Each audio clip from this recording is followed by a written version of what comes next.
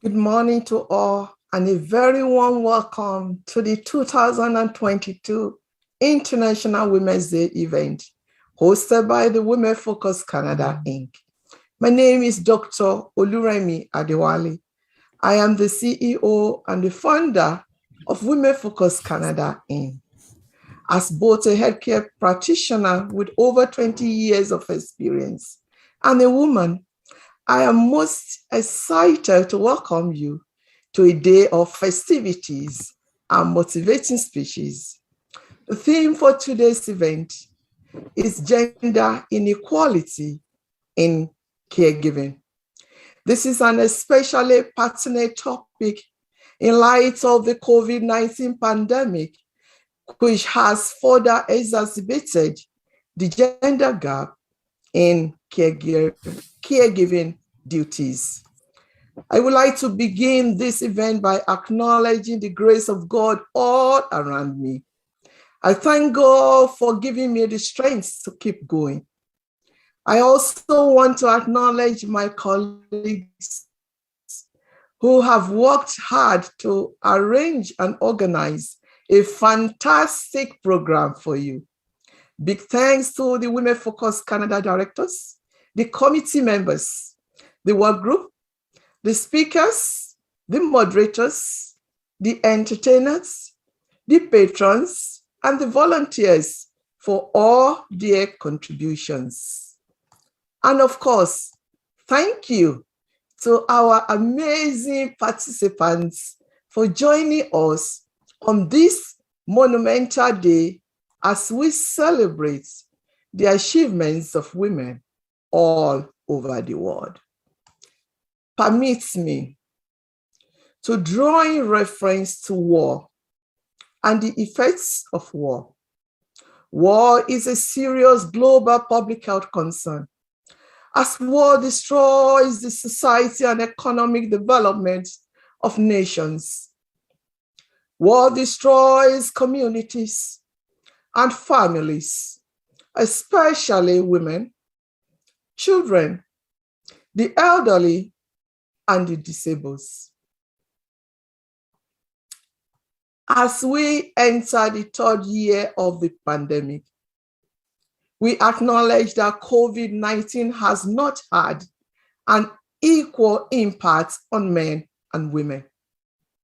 Compared to men, women in Canada have spent nearly 50 more hours per week on childcare duties.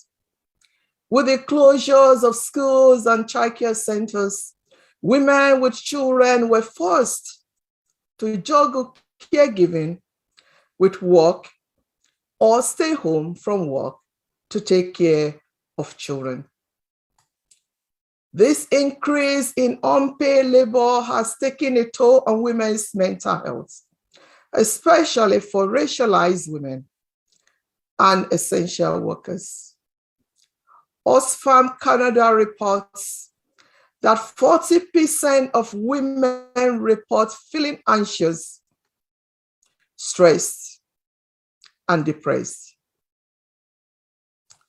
I continue to be inspired by the resilience that women have shown in the face of such adversity. Women are leading in fighting against COVID-19, not only at home, but also at work. Do you know that the head of Pfizer Vaccine Research and Development is a woman? Yes, Dr. Katrin Jansen. Dr. Katrin Jansen is a senior vice president and head of vaccine research and development at Pfizer Inc. and a member of Pfizer's worldwide. I am sure you know of our very own medical officer of health for the city of Toronto, Dr. Eileen DeVela, who has been our city's fearless leader. Although we are unable to gather together physically, we are all gathered in spirit to celebrate the strong women in our lives. I encourage you all to join me in dedicating this year's International Women's Day to a woman who has played an influential role in your lives. Personally, I am dedicating today's to my mom. Without the late Chief Mrs. Dorcas Bologe, I would not have been, and I would not have become the woman I am today. Thanks to her perseverance and inspiring qualities, I found a role model to show me the kind of woman I want to become. I'm sure you have similar women in your lives. Please celebrate the women in your lives and their legacies.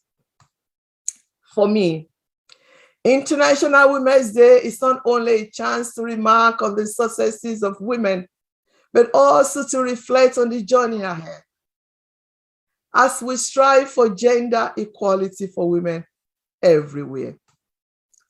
Let us not forget that even before pandemic, women spend more time than men in household caring work.